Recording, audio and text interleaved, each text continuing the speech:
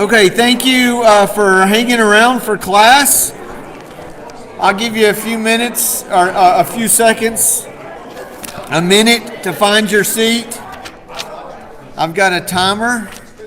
Believe it or not, I know you don't believe that I have a timer. I don't use it, but I have one. It tells me how far I've gone over. But usually the looks on your faces or the fact that your eyes are closed usually tell me that, oh, okay, maybe I've gone a little bit too long. Okay, so, we have 20 to 25 minutes during our formal worship to talk. And so I thought, man, if I can get through one commandment, that'll be great. That's what I'm aiming for. We have about 40 to 45 minutes now, and so I'm really going to triple down and see if we can get through the next three commandments. So that means next week when we start up, the hope is that we'll be entering into the second section of the 10 Commandments of our relationship with other people. So we're going to try our best to get through this, and I've actually brought up one of my commentaries that I want to use, so let me get to it. But we're going to be talking about the second commandment, which is, does anybody know? No making idols. So I want to talk a little bit about that. Again, we look at these 10 commandments through our own lenses. We look at them through our Western eyes, different than that would have been seen certainly several thousand years ago as they were hearing these for the very first time. why was no making idols? Don't make any idols. Why was that a big deal? Because there was only one God. Okay, there was only one God. And you make a fake idol or a God and start worshiping that, then you've gone astray. You need to worship the real God, the only God. Okay, to worship the real God, the only God. I want to go back and read this because it's pretty specific. It says, "You shall not make for yourself an idol in the form of anything in heaven above or on earth below or in the waters below." Okay, so let's kind of stop right there. The word for making is also could be crafting. It could be, what's another word that they use? Carving. I almost said chiseling, and I knew that wasn't right. To carve. Is that a big deal nowadays? Like, is there an industry where idol carving is a thing? You think so? I mean, now we have the idols that involve plastics and electronics and those types of things, but how many of you have been tempted? The good Dr. Easley. Kenny, has there ever been a time you thought, you know what, I'm really bored, it's a Saturday, I have nothing else to do, I'm going to get my chisel, I'm going to find a stone or a piece of wood, and I'm going to make something because I need something to worship. I have a feeling that Molly has plenty of other honeydews that she has for you that you would have done it, you didn't get around to it, right? Yeah, just not enough time. How many of you have thought like, today I'm going to make an idol? I'm going to carve an idol. Why was this a thing back then? Why would God have to say not to? Well, there's been pagan gods around for years, even in biblical times. So those were images like a calf, whatever they worshipped. Instead of worship that heavenly God, they worshiped many gods. And if we started doing that, then we'd be worshiping something other than God. Yes. Now, we can talk a little bit about Baal. And one of the gods that they worship which happened to be, came in the form of what animal? A cow or a calf. Okay. And I'm not trying to knock on anyone. I'm just saying, like, again, I don't want to step on toes, especially any of you guys that have, belt buckles the size of, hubcaps, and you wear boots and spurs. But I can think of a better animal that I would be like, no, that's an animal that reminds me of a god. Like, I think calf is like right down at the bottom. The only thing lower than that is a cat. And I have issues with cats. And so, they don't ever listen to me. They don't like me. They're like my kids. They're just like, I own the place. Leave me alone. But I don't understand that. But as I was looking around, like, they made gods and idols of everything. I mean, we talked a little bit about this when we were looking at the plagues. They had like different gods. We talked about the Beelzebub, right? Was what? Lord of what? The Lord of the flies. Okay, and then you have Beelzebub, which in the New Testament became Lord of the dung, which is very odd, but flies and dung, they go together, and so thus you had Beelzebub. Satan was basically called Lord of the dung, right? But have any of you saw a fly and thought, you know what? I would love to carve a fly and then pray to it. They had gods of darkness, they had gods of sun, they had gods of stars, they had God of water, they had gods of fire, they had gods of frogs. In Egypt, they had one of their gods was a god, we talked about this, had a frog head on. Okay.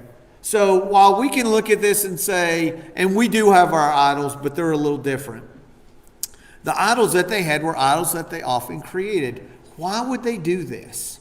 Why would they see an object or something in nature and say, I'm going to carve it and worship it? What drew them to that? Maybe it was something they could touch, they could see. Okay. It was something that they could touch. It was something that they could see. We have different forms of carving idols. One of the things that's very simple And I don't know if you do it this much, but your children and your grandchildren do it all the time. They don't use the chisel and they don't use a piece of wood, but they use their phone, right? And they take pictures of things. And those are the things that they idolize, whether it's the food that they're just got served at a restaurant, or a cool car, or some pose that they really like, that they're getting the filter just right, and they're going to take the picture, and they're going to do the duck lips or whatever, and they're going to take that picture, and they're going to idolize that, and they're going to show everybody that picture. And that's going to be something they're like, I want to remember this. And in a lot of ways, it's something that you can easily idolize. And if you don't believe me, just have a conversation with kids and grandkids and ask them about snapping, ask them about their likes, and that's something that'll get them talking. Like, talk about how many times somebody looks at their picture, how many times they will like it, or I'll use a word that you'll understand maybe a little better. They'll upvote it, right? Like, oh, that's a great picture. And it's all about how many people will like their picture. Okay, and they idolize that. And I've heard kids say, I can't believe I only got X number of likes from this picture. And you would believe this girl, she got way more likes. And so they think, what do I need to do to get to that? John? Well, let me ask you this about that. If these people back then had carved a cat and set it on the mantle, would that be an idol if they didn't say, this is my idol and I hold this up as a god? Okay, now that's a good question, because as I was looking through, one of my commentaries was not necessarily saying like you cannot have a depiction of some kind of, it wasn't like if you see a beautiful bird, which those are things that they carved and those were things that they worshiped. It's not like you're not allowed to enjoy or appreciate creation. It's that if you do that, and then it's not just placing it on the mantle, it is praying to it, it's worshiping, it is attributing to that piece of rock or wood or whatever it is, a spiritual element. So here's one of the things that we don't talk about and probably think about a whole lot, because we are always busy and we have all sorts of things that are constantly in front of us. And even when I talk about the good old days, I still had color TV. And in the early years, we only had like 3 or 4 channels. But by the time I was a teenager, we had a lot more channels. And so I can't go back to the good old days, right? But I can still remember a time where we would go outside and we would look around at things and we would exhibit things or we would observe things. I can remember going to my grandparents' land. Again, I grew up in Arlington, right? We had cement, concrete everywhere. We would go out to just west of Weatherford. There was a little town out there. My grandparents had 5 acres. Like, I thought that was the most amount of grass that I'd ever seen in my life. 5 acres, right? We're not talking about a tract. We're not talking about like thousands of acres, like 5 acres. And we would go out there, and there were things out there that we didn't have even in Arlington. Okay, so we had grass. We don't have that here. And trees, we don't have that here either. But we had water we don't have that. Man, do we have anything in Hobbs? We had the Brazos River ran right through that. And so with all the vegetation, we encountered snakes and lizards. And oh man, there's nothing like chasing lightning bugs at nighttime. And frogs and all the things that we'd see. And we'd go fishing and play in the Brazos. And we would see things we had never imagined. We're in a time where, for us, and especially our kids, they hardly observe anything that's not on a screen. Like, when was the last time, like, kids, and I'm not saying this is a solution, but I'm just saying, when was the last time you saw a kid run out and play in a field and observe creatures in God's creation? Back then, they didn't have these things to worship. They didn't have, any number of things to take their time. They were constantly out in nature. you went inside when it was time to go to bed, because if you went inside, I mean, it was, even when it was light outside, the way their houses were situated, it wasn't real bright inside. And so they'd spend all their time outside, and they would notice these things, right? But here's something that's really hard to grasp about God, is the fact that even though we witness him in all of creation, he is not something that you can physically touch. Okay, he's not something that you can see or taste or smell. And with that can create a void, like, where is God, and who is God, and what is he doing? And so these people who weren't looking at screens and weren't sitting inside, they were always out and about, and they had this desire and an understanding that there is this supreme being or beings, and we don't know who it is, but we want to come to know them. We want them to be with us. Okay? And so what can you do? You can't say, oh, well, here's God, the spiritual, unseen. You can't see God, but he's here with me. They would say, we want something that we can see. We want something that we can touch. We want something that we can sing to and chant to and pray to and burn incense to and offer sacrifices to. And they said, we want God to be where we can see him. And there are some clear benefits to having a God to place him in certain areas. And yes. Doesn't that show a lack of faith when you have to have something physical to look at or to feel? Absolutely. I mean, Jesus himself talked about that when he was talking to Thomas. He was like, hey, you believe because you see. You have faith because you see, but blessed is the one who doesn't see and still believes. Like, it is a much larger stretch. And it's why sometimes as Christians, in wanting to do a good thing, we try to diminish faith by creating proof. Okay, and we want to prove these things. We want to say, well, you can look at archaeologists. They've uncovered this certain place, and that proves that this happens. I got interested in the series, and I'm still trying to figure out if I can do it and how I could do it. Is show it to you. But I have a subscription that allows me to watch these thousands of really good videos, Bible-based videos, and one of them is talking about did the Exodus and the Red Sea crossing actually occur? And so there's someone who said, I really want to know, and he's been studying this. He's devoted his whole life to this.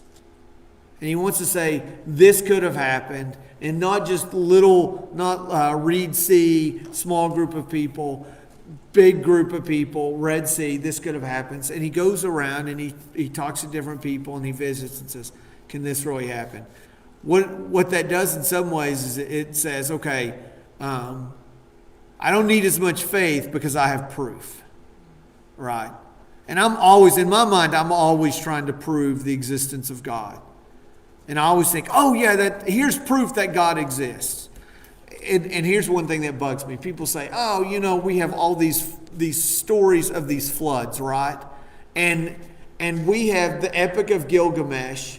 The earliest known documents of the Epic of Gilgamesh were written before the earliest copies of the Old Testament we have are written.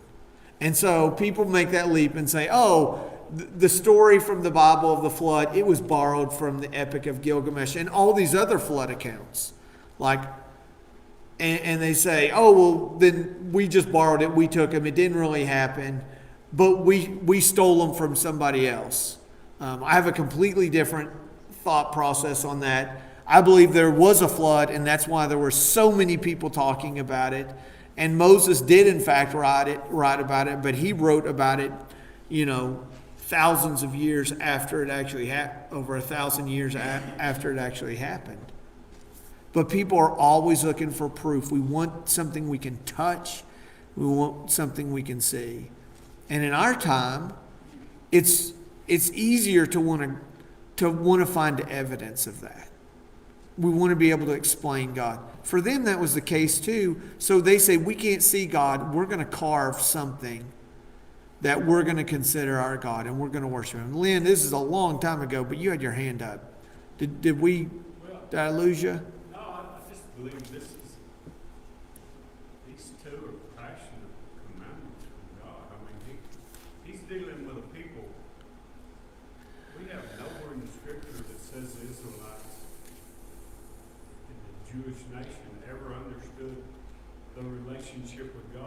anything other than a greater king and lesser servants. We don't have it like some where the Greeks, where their knowledge was the same as God and all this. And so when Moses come down, they had 2 gold calves, right? Now, or the golden calf. That one, yeah, but yes. They actually were symbols of a made-up god named El of the Canaanites. And so he says, I'm your God. You have no other God before me. Don't make any images. That was, I mean, he is making a point. The commandments is for every man and woman of all time. But he's making a real strong point here to these people that, man, look what you've done.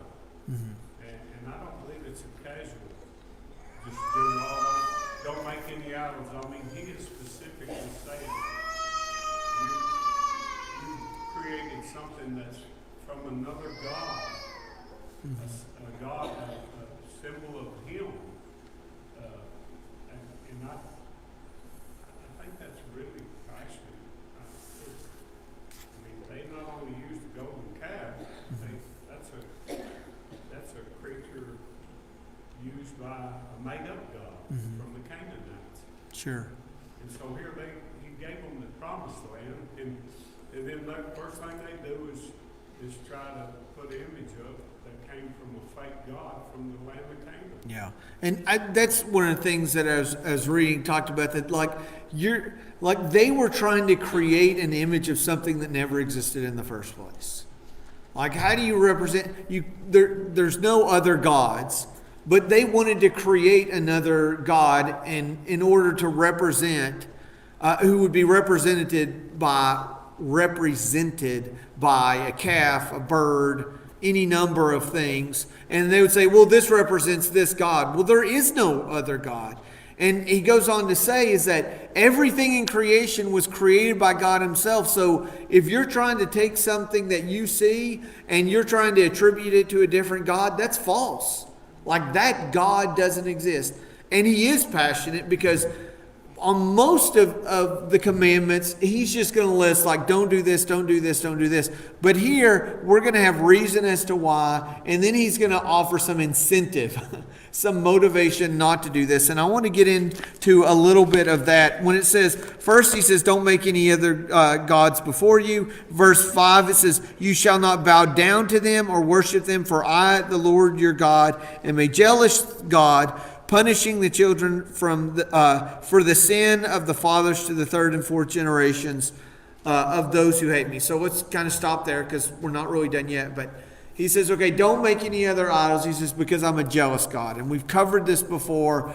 Jealous does not always have negative connotations. If you're married, you should be, there's a healthy way to be jealous. Okay? You should be jealous. There should be some things that you say, this is what I do. It's my role. It's no one else's role. God says, you are my children. I'm the one who created you. I'm the one who loves you. And you shouldn't go running off to other people or other things because I can give you everything that you need. Right? But then he goes on to say, he says this, I am a jealous God, punishing the children for the sin of their fathers to the 3rd and 4th generation of those who hate me. What's going on here? Is God like, wow, I'm going to get them back. Like, you dishonor me, and I'm going to make your kids pay for it. What do you think he's actually saying by this? It's because they're following, you worship them, your kids are probably going to worship their kid, their kids. Okay. There are different kinds of consequences that we all face, right? We talk about natural consequences, especially when I'll speak of my children and parenting. There are natural consequences, and then there are consequences that are manufactured. Okay. Spanking, is that a natural consequence or is that a manufactured consequence? That is a manufactured consequence. Okay. Let me give you an example of a consequence that is natural. Okay, my child runs out into the street and gets hit by a car. Okay, that is a natural consequence. Okay, So my child is going to face a consequence for running out of the car. Okay, he runs out into the street, or she runs out into the street, and nothing happens. They don't get hit by a car because a car is not out there, or they're quick, or whatever, right? Okay, so there's no natural consequence. So in their mind, they have said at a very young age, they say, I ran out into the street, nothing happened, it's okay, it's a fun place to play baseball. Okay, so you cannot, there's in that, because if they're playing out in the street, the only natural consequence is a grave one. Right. And so I don't want my children to have that type of consequence. So I'm going to manufacture a consequence. Okay. The consequence is when they go out in the street, my hand meets their bottom. I'm going to holler at them. I'm going to get in their face. I'm going to get in their grill, and I'm going to say, don't you ever do that again. And I'm going to give them a manufactured consequence. Because as an adult, I feel like, as their parent, I feel like the consequence that I give them is better than the natural consequence that they're going to get. Okay? We do this all the time. Almost all of school is filled with manufactured consequences. Right?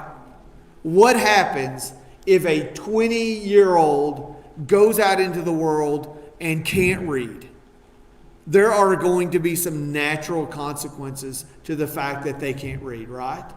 How many things will they miss out on?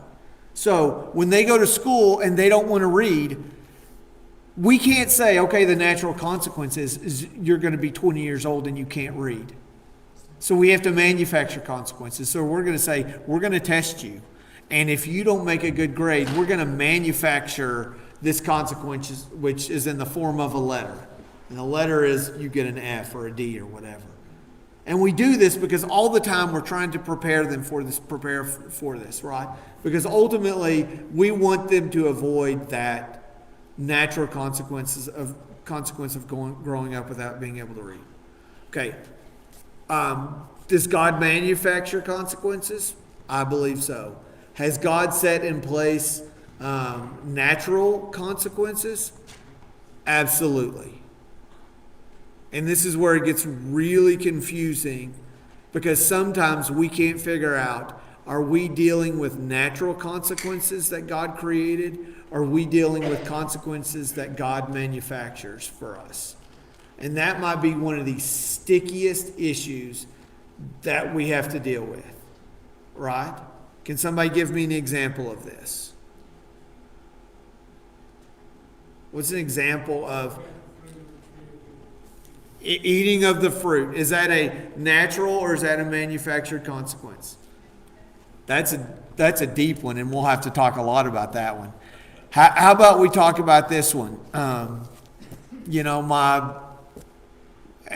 hate to even say this because this is so sticky, but you could say, my child was, I want to be so careful how I say this.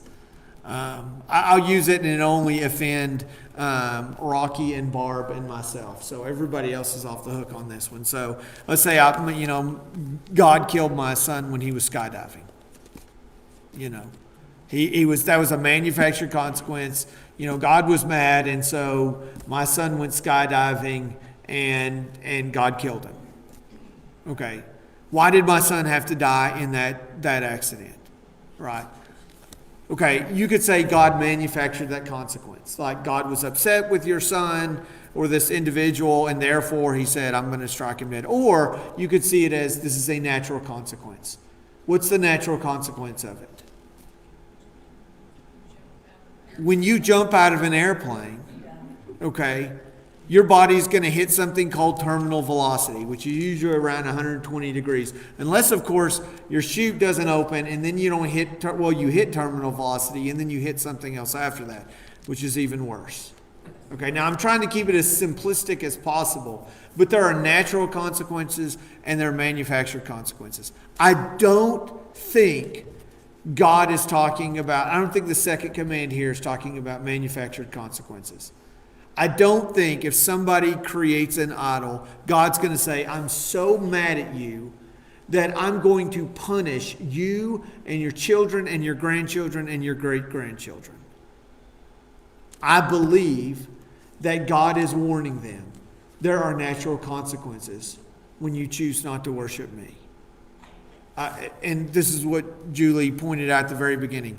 What happens when mom and dad start worshiping idols? What do you think probably is going to happen? Naturally, what do you think is going to happen?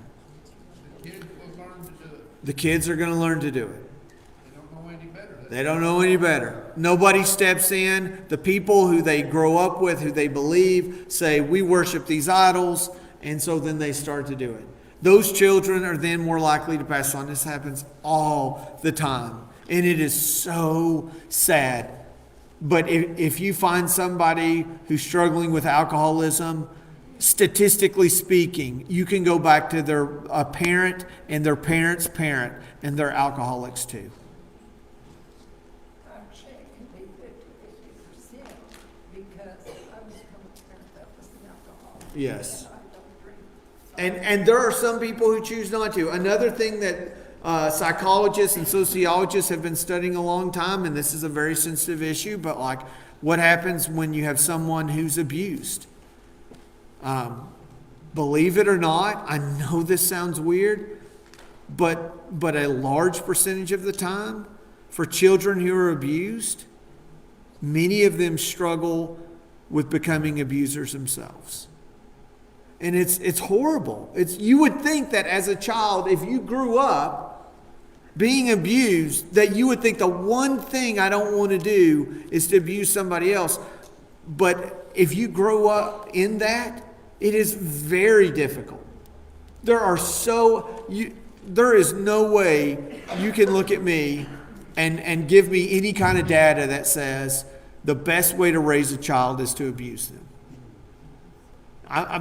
Now, we'll talk between discipline and abuse, but I have counseled and visited with plenty of people who have been abused, and it wrecks their life. And it hurts them. It hurts how they raise their children. I mean, I know of people who were abused, and as a result of that, they were afraid to hug their children because they were so hurt by how they were mistreated as children that they went the exact opposite way and said, I will never hug my child because of what happened to me as a child. And what do you think that happens to that child who grows up with a mom or a dad who won't give any physical affection? You think that's going to affect that child too? And so when we talk about this, I don't think this is God saying, I am so mad at what you did when you were younger that I'm going to manufacture some kind of consequence that your children and grandchildren will have to deal with. Kenneth? I was just going to say, in our society today, a lot of times the parents get in trouble and are told that discipline your child is abuse. And it's a hard thing to do. I mean, you can do it in the house, you do it out in public, like, you used to happen to us.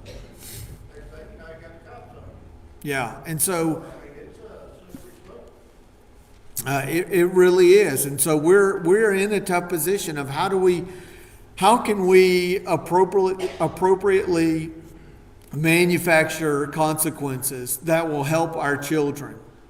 And in a lot of ways, I think some of the best things we can do is watch our children suffer through natural consequences, short of running out into the street. Like I'm not willing to risk that. But there's a lot of times, like I see, my child doing something, I'm like, this is going to hurt them. Like if it's not going to like scar them for life, I'm like, just let them finish. Like they'll need to learn. It's a whole lot better to learn that way than it is for me to step in and say, well, now let me tell you, this is a really bad idea because my children, especially when I think about my oldest, because he's 18 and knows everything, he looks at me like, Dad, you're clueless. You have no idea. That would never happen. Good luck. I hope you enjoy it. That's going to burn. That's going to sting. That's going to leave a mark. But you know what? He's not going to listen to Dad. So the best thing to do is just let them. And so God, I think in compassion, he's warning them. Listen, you get involved in this stuff And it's not just going to be something that you do on the side that, oh, I have this idol that I occasionally worship. It's going to be something that affects you over and over and over again. But then just before we go on to the next one, good gravy, we're almost out of time. Yes. Oh, yeah, who had a comment? Sorry. Yes, Susie. They go from generation to generation, that's a curse. A generation of curse. It's a curse. Continues. It just falls up. Yes. Yeah, and in fact, there was a book that was written several years ago. I love the title, Will the Cycle Go Unbroken? And you just think about how are the ways that as we have failed as parents, or maybe our parents have failed us, how are we going to learn from those and do it differently, but not swing to the other end of the spectrum? For those of you who've been living for a little while, you've kind of watched that pendulum swing, haven't you? You know, Kenneth, you talked a little bit about, like, you know, we can't discipline our kids or grandkids the way that we were disciplined. I mean, we went from some pretty tough punishment. I say we because I wasn't around back then. But I mean, 40s and 50s. I was in the 70s. My parents were still a fan of punishment. And I can still, I shake when I hear the sound of a belt coming out of the loops, right? They were good at manufacturing punishment. And so, but we can think about the swing that it's made. And a lot of times we'll have people who say, well, I was spanked as a child and I didn't like it. Because who does? So I'm not going to spank my children. And so then you come back over here. Or you have one that, you know, they got to do anything they wanted to do, and they felt like my parents didn't care because they never said anything, so I'm going to discipline my child. And then you can have it swing back the other way. And so trying to find that balance is really difficult. Yes. Just not real quick, back when Regina was 18 years old, she had left town for a few days, didn't call and check in, and her mom was pretty mad, right? So I got the duty of going over there and giving her a whooping. Well, she had a roommate at the time. She was living on her own. And after we was over there, her mom hugged her and I whooped her. That little girl said, I wish that my parents loved me enough to whoop me. Some people just don't have that love. Yeah. They miss it. It's, you know, discipline is hard and it's uncomfortable. It's easier for the person who's disciplining to say, you know what, I'm not going to do it. I don't want to do it. It makes me feel uncomfortable. It takes work. It takes effort. It's like taking a rock and honing it and trying to turn it into something.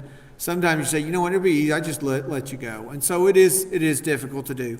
But I want to contrast the fact that he says, you know, I'm a jealous God, punishing the children for the sins of the fathers to the third and fourth generation of those who hate me. Verse 6, but showing love to what? 1,000 generations to those who love me and keep my commands. So you can compare that, like God is looking to bless and love his children. And again, for a God who offers free will, he can't just say, you will love me, you will serve me. He has to say, I'm going to give you a choice. But he says, look, is there anything better than following me? For all the gods that are sacrificing babies and doing all these crazy things, he says, I'm a God of love. I'm a God who delivers you, who rescues you, who hears you. I'm the God who sustains you and provides for you. And so I think that's really important that as you look at the people, are like, oh, well, that's a terrible God that he's punishing people the third and fourth generations. Well, here it says he shows loves to 1,000 generations. Okay, so number 7, you shall not misuse, verse 7. Did I say number 7? I meant verse 7.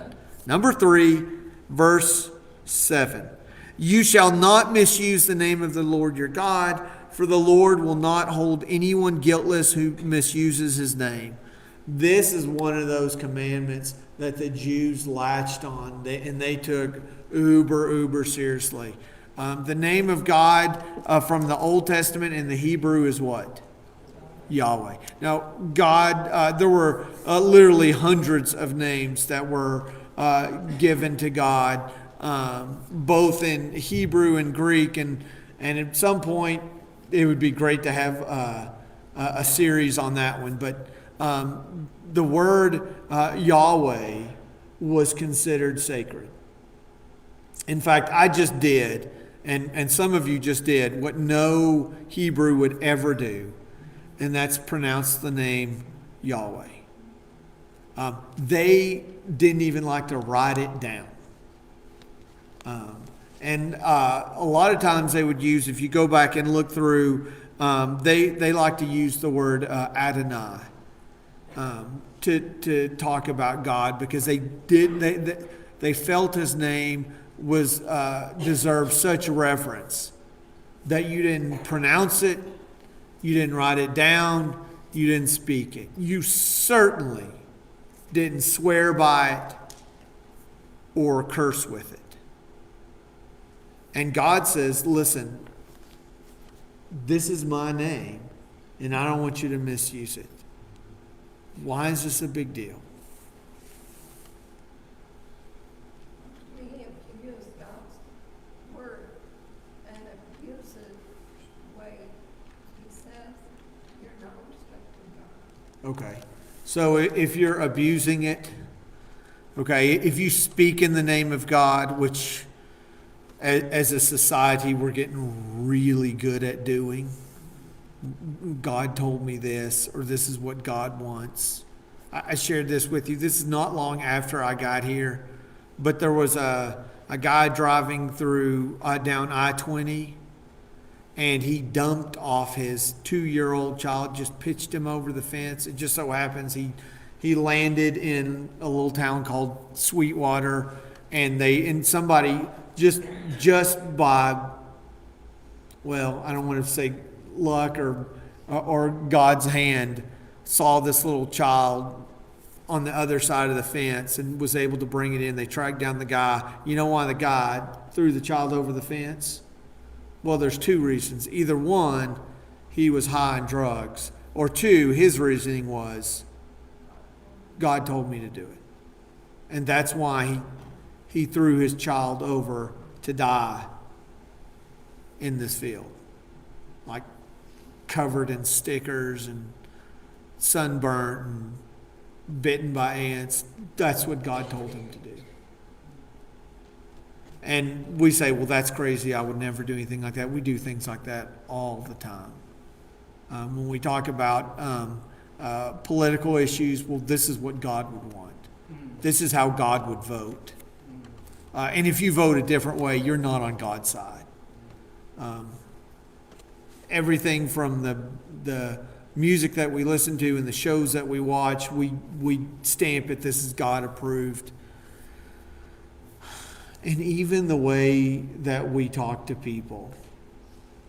What John said this morning during the announcements, he was like, we go out, like, people outside, they're not dumb.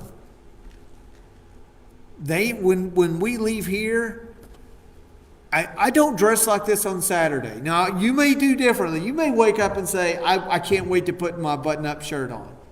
Okay, I'm not that way. I don't wear khakis around the house. Okay, if I go out on Saturday, I'm going to be wearing something a little bit more comfortable than this, right? When I get ready for church on Sunday, I'm going to wear this. Okay, for some people, Sunday is a second Saturday, and they're not going to dress like you're dressing. And so when they go out to eat, there's kind of a pretty big difference, right? And this is more than he goes to church, right? This is, they will make that leap. This is how Christians act. And this is who God is. I'll never forget the bumper sticker, Lord, please save me from your followers. And I just think about, like, the idea of misusing the Lord's name, like we are speaking in his name. when we go out, like we have an opportunity to shine His light. And I've talked about this probably too much, but I still have 3 minutes left, so we're going to try to hurry it. I just love messing with people and being nice to them. It freaks them out. It just literally freaks people out when you do that. Find somebody who's in a place or position where they are typically disrespected, and show kindness and love to them, and watch them be like, who are you and what is your deal? It's just, yes, when you go to a restaurant, somebody is being paid to wait on you and to serve you. But how better can your voice of who God is and how He treats people than you show kindness and love to them, even when they mess up? Even though you deserve better and you paid for this, and I don't like, forget that. Like, we are wearing the name of Jesus. Not only when you say, well, I would never use the God's name in vain, but it's about not disrespecting who God is and what He did through His Son Jesus. Right. Okay, so we don't have time to remember the Sabbath and keep it holy. We're just out of time. But I'm really excited about talking about this because I've had several conversations about what this pandemic has done and how it's changed, and how we've had an opportunity to observe a Sabbath rest. And what did it mean for you? And how has it changed your life to have that rest? We're gonna talk about the Sabbath in the sermon.